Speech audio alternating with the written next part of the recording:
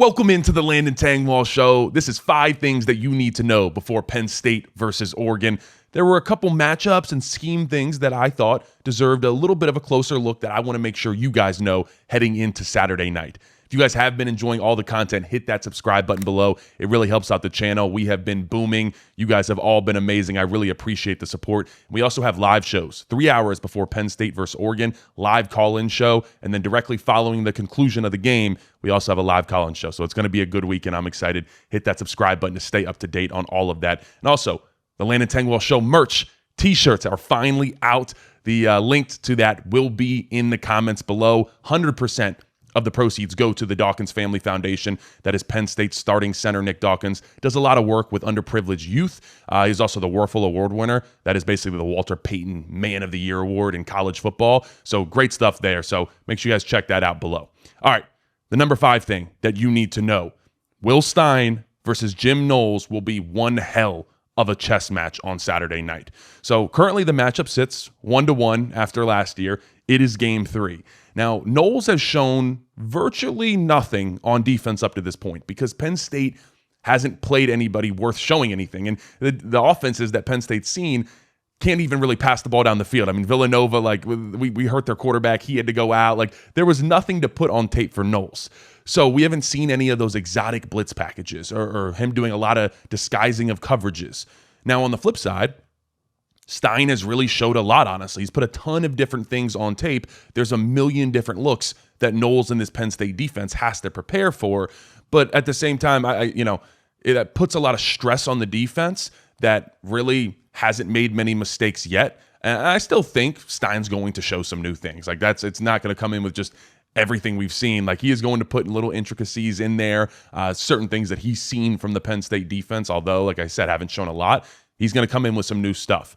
So if you're Penn State, you are now implementing those complex coverages and blitzes that you really haven't run yet in game, and you've had a lot of time to practice them, but you haven't had to do it yet. And so now the question becomes, this is your first time really getting into, as we've all heard, Jim Knowles has called it a complex defense, but you're doing it versus a team that has a lot of speed.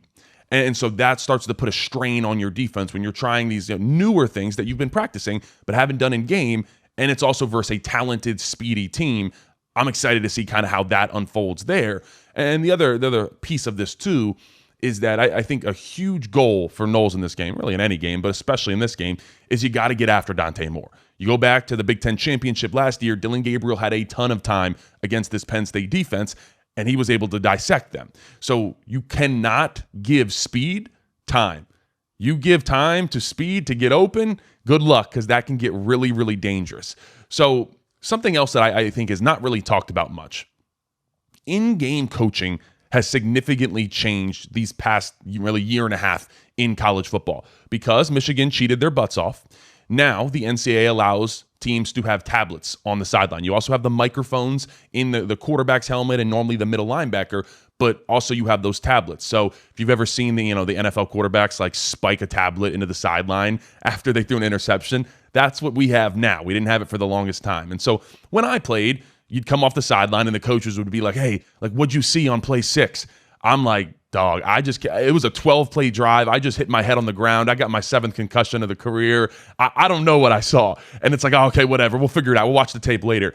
Completely different now. Now you come off the sideline and you get handed a tablet and it's like, hey, they ran this stunt with this blitz. We need to do X, Y, Z to fix this. So there is so much coaching on the run now. That's like tenfold than what it used to be. And when you're dealing with 2 coordinators like Stein and Knowles, then it is even more exciting because you got 2 masterminds basically. So let's say that Knowles comes out with a look on defense that Stein and the Oregon offense has not seen yet. So you say, okay, how are we going to combat this? We need to come up with something right now that is an answer for what they are showing. And then same thing for Knowles and the Penn State defense. If Stein comes out with these different motions and things that are challenging the defense's rules, okay, how do we respond to that? How can we fix that? And then the other piece is your players. Can they execute those changes on the fly? So it's great to say that you're able to make those changes and you're able to adapt in game. That's already hard. Some coaches aren't very good at being in-game coaches, but now can your players actually take that coaching and take those changes and execute them on the field? It is going to be one hell of a chess match between those two guys on Saturday night. I can't wait for that one. That's probably my favorite storyline of the entire game. All right, number 4 thing that you need to know. We all know that Oregon's offense is incredibly versatile, but what really makes their offense hum is their tight ends. Now, Kenyon Sadiq is the best tight end in college football, in my opinion.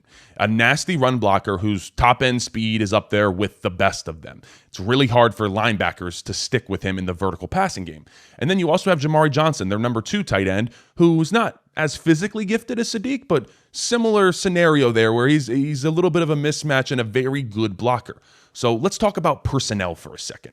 Penn State is a base 4-2-5 defense, meaning that normally you have a 4-3. So normally you have 3 linebackers, but you take out one of those linebackers, you add in a nickel cornerback. So the question is there, and what that changes is you're not as stout against the run when you take out that linebacker and put in a smaller guy, but you're a little bit better against those passing teams. Now, the problem is, and the question of the game, if Oregon comes out in 12 personnel. Now, 12 personnel means 1 running back, 2 tight ends. And I just want to explain this because people hear it a lot and no one really explains it. It's the number one thing. I always try to explain things that are being said. That's why you got to hit that subscribe button to the Landon Tengwall Show. Anyways, so you hear 13 personnel, 21 personnel. What does that mean? The first number means how many running backs are on the field. The second number means how many tight ends are on the field. And then you kind of do the subtraction, addition to figure out, hey, that's how many wide receivers are there. So you don't really say how many wide receivers are there, but that's how you know. 12 personnel, 1 running back, 2 tight ends. And so if Oregon comes out in 12 personnel with Sadiq and Johnson at tight end, how does Penn State defend that? Because you'd normally answer to 12 personnel with a 4-3 defense. And we've seen Penn State do that this year. Even though we are a 4-2-5, Franklin even came out and said that we were going to see it in the preseason. And even early on against Nevada, when they were just running the ball, we took out the nickel and we put in Dom DeLuca at Sam linebacker and ran a true 4-3 defense. And so what that does is when you take out Zion Tracy, who's the starting nickel, and you add in Dom DeLuca, there's about a 40-pound difference between those two guys. So it really helps with stopping the run game there. But then the question becomes, Zion Tracy, he can cover these tight ends a lot better in the passing game. How can your linebackers stick with specifically Sadiq in the vertical passing game? Because he's a guy at top end running 21, 22 miles per hour down the field. So that's where there's a little bit of a mismatch. Now, I think Penn State has an answer, though. Tony Rojas, as much as last year he did struggle and he was injured, had the shoulder injury all year, struggled with tackling and kind of just filling his gaps in the run game, he was and still is one of the best pass coverage linebackers in all of college football. I say if I'm Jim Knowles, wherever Kenyon Sadiq goes, Tony Rojas goes with him because that's someone that is fast at 237 pounds. He's running a 4.37. You need to make sure that is the matchup because Sadiq versus Mike linebacker Amari Campbell or Dom DeLuca, whether Dom DeLuca is playing Mike, whether he's playing Sam in a 4-3, no matter what, that is a mismatch there. So you have to be on top of that.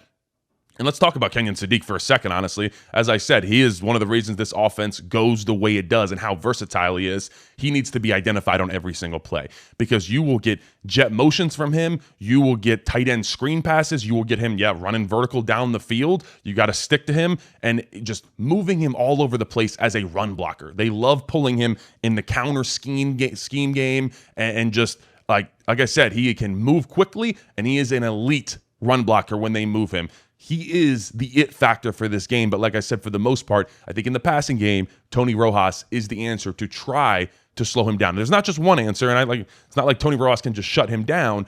But I think that is the best matchup if you are Jim Knowles and you're looking at this on tape. All right, the number 3 thing that you need to know. Hurry-up offenses may be in abundance on Saturday night. So you go back to the Big Ten championship last year between Penn State and Oregon.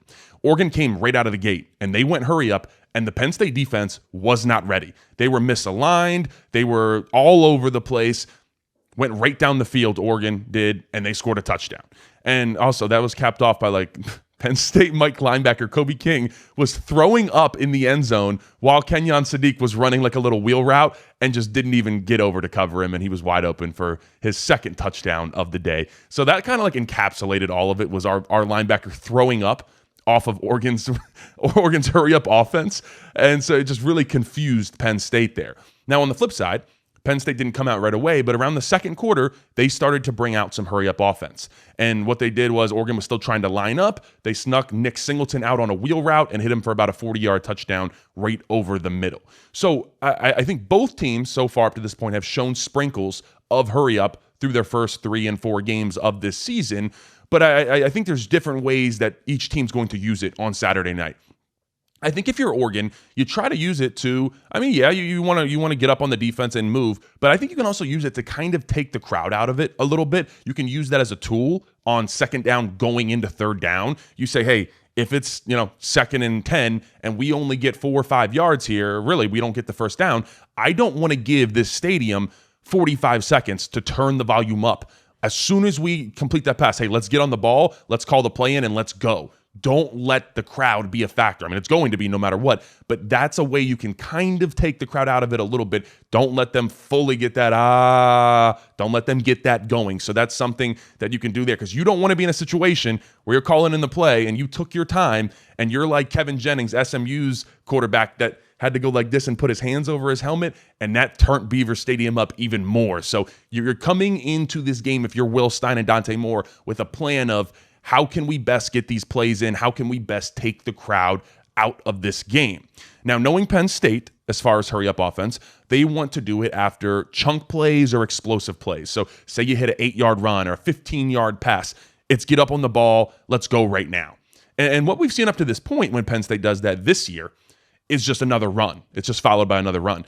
I think we see an explosive play. Penn State gets up on the ball, and they take a shot play. They take a deep shot. They take a slot fade. They take Kyron Hudson one-on-one over the top. I mentioned in the Big Ten Championship to Nick Singleton, it was a deep kind of wheel route over the middle. So I think that's where you see Penn State lean into it. And also, you allow Drew Aller not to think. I think that's one of the big things in this game is take that out of the equation. Try to let Drew Aller just play football. We know that he struggles sometimes mentally, but if he's just not thinking playing ball in a hurry-up offense, that is when he's been at his best, when he was down against Oregon, when he was down against USC. Get him in almost a 2-minute-ish environment for a decent chunk of the game. I think that's where he plays his best football. And also, you slow down that blitz game. If you are Penn State and you are getting up on the ball quickly, Dan Lanning and Tosh Lupoy, they can't call in those exotic blitzes, those crazy pressures where they show a ton over here, they drop everybody and bring a blitz from the other side. And you start to slow down Mateo Uiagalelei, who is a very, very good pass rusher. And that's the other good piece of hurry up is those DNs get kind of tired and their rushes are not as good as if they got 20, 30 seconds to kind of kneel on the ground and get in their stance and build that stamina back up. So expect some deep shots from Penn State out of hurry up on Saturday night, but that is kind of a back and forth I'm excited to keep an eye on there. Now, the number 2 thing that you need to know, Penn State is going to use Drew Aller in the rushing game. So through the first 3 games, Aller has had 1 carry that came from any type of either design run or something read option like. Now, Aller had 4 of those against Oregon last year in the Big Ten Championship. One of them was for a touchdown. I think Penn State is going to have to establish the run to win this game. That's not really a question. You have to, but you need all the variables in your bag of tricks to be able to do that. And a big variable is the quarterback in the read option game, because, Penn State needs to make Oregon respect that Drew Aller will pull the ball. So if, Dan Lanning and Tosh Lupoy are not stupid. They know that Penn State was somewhat saving Aller in the read option game. They're going to see it, but I don't really think they know how they are going to see it just yet. So the key for me, if you're Penn State, Drew Aller needs to carry the ball at least once, at least drive 1 or drive 2. Like, you have to establish it early on that, hey, these backside defenders, we're going to hand this off and we're running to the left, but I need these backside defenders over here on the right to respect that Drew Aller might pull that and might knife to the right. So that's something that, Saturday night in a game where all these teams and these players, and they're so good and the scheme is great, it is truly going to be a game of inches. If you can slow down that backside linebacker, backside defensive end, backside safety just a little bit, that can, be the difference between a 4-yard gain and it being a 60-yard touchdown. So those are the little things. I would expect Drew Aller to be much more involved in the rushing game. Now, the number 1 thing that you need to know before Penn State versus Oregon, Penn State's passing attack will look much different than what you've seen. Versus Villanova, it was essentially the same exact passing concept every single time, specifically on third down. It was a streak with an out route. The slot wide receiver ran out route. The outside wide receiver ran a streak, and that's really what it was. Kotelnicki has to, and I'm almost certainly will, be more creative in the passing game Saturday night. And, and that brings me to the fact that, yes, every game is won in the trenches, and I believe this one will be too, but Penn State's wide receivers and Oregon's DBs have not been tested yet to this point. Neither of them have really seen any true competition. So this is where there's going to be a little bit of a battle. Oregon runs a very complex defense. It comes from Nick Saban. It's called Cover 7. Now, Cover 7, it basically starts out as zone coverage where everybody's kind of in their drops, and then it turns into man coverage. So you kind of match up with someone as they're running the route. So I'm doing my drop. This guy's coming on a post route. All right, I'm going to stick to him. I'm going to match up with him and then basically turn into man coverage. That is why it's called match coverage. So they do a ton of Cover 7 match. It's going to be uber important that Penn State wins their one-on-ones. Like Penn State's wide receivers, it's now or never. It is this weekend. If Penn State's wide receivers don't succeed a decent amount against these Oregon DBs, I think Penn State loses the game. But if you tell me that they have a really good day, I think Penn State wins then. So that's kind of where I'm at. Oregon is going to force Drew Aller to throw tight window passes outside and over the top. Can he deliver on those? Can he put the ball where it needs to be? And can his wide receivers go up and make a play for him? And that was the thing that was really lacking all last year outside of Tyler Warren. That was something that Drew Aller did not have. Now, we've seen so far, I think everybody's been very pleased with the Penn State wide receivers, but now's the real test. Are they really who we thought they were when we got them out of the portal? We will see Saturday night against these Oregon DBs. All right, that wraps it up. Thank you guys so much for tuning in. Really appreciate you guys. We've got some great content coming up for you guys. Like I said, 3 hours before kickoff, 4:30 p.m. Eastern time, 1:30 p.m. Pacific. We will have the live call-in show here Saturday, directly following the conclusion of Penn State versus Oregon. We will have a live call-in show as well, where I'm going to be drinking beer, maybe taking a shot of the JP 409 whiskey. It's going to be a good one. And then we will have a plethora of post-game coverage for you guys. I appreciate you guys. Like, comment, subscribe. Peace.